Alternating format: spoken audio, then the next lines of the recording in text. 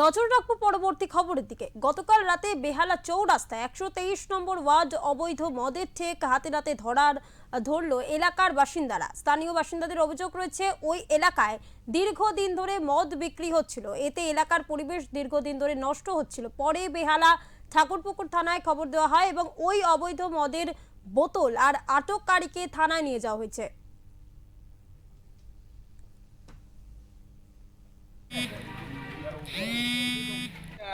তোমার ওই যেটা চৌরাস্তা বাজার দিয়ে ভাই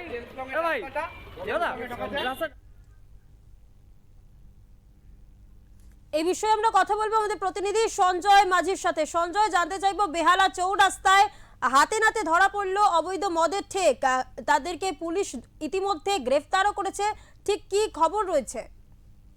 দেখো, দীর্ঘদিনের সমস্যা ছিল। এই মদের ঠেক নিয়ে একাধিকবার সরব হয়েছিল।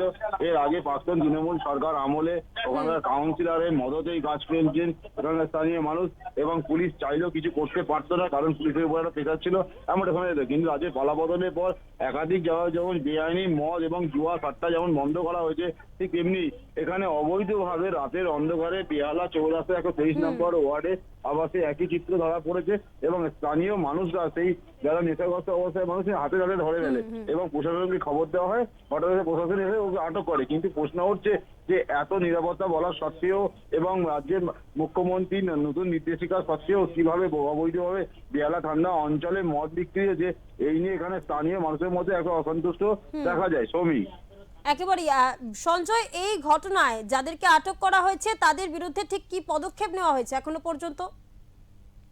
দেখো সৌমি, যেটা আমরা পুলিশ সূত্রে বা জানতে পারছি, যারা নেশাগ্রস্ত হয় তাদের ন্যূনতমই যেটা আইন অনুযায়ী ধারা দেওয়া হয় সেটুকু হয়, কেন বেল থাকতে নয়।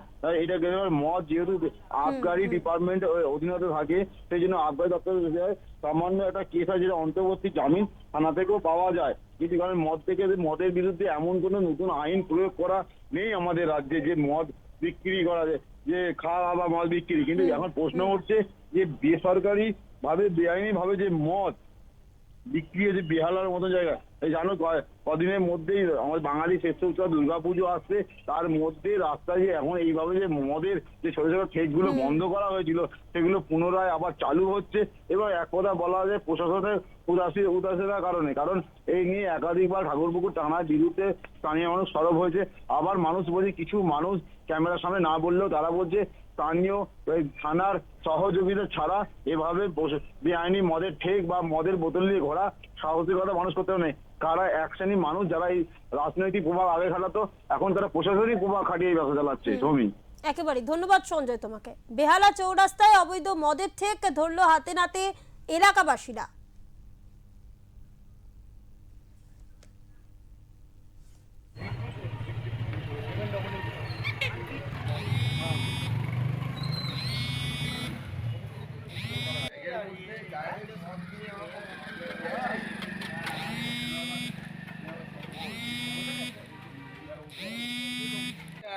তোমার ওই যেটা চৌরাস্তা বাজার দিয়ে ভাই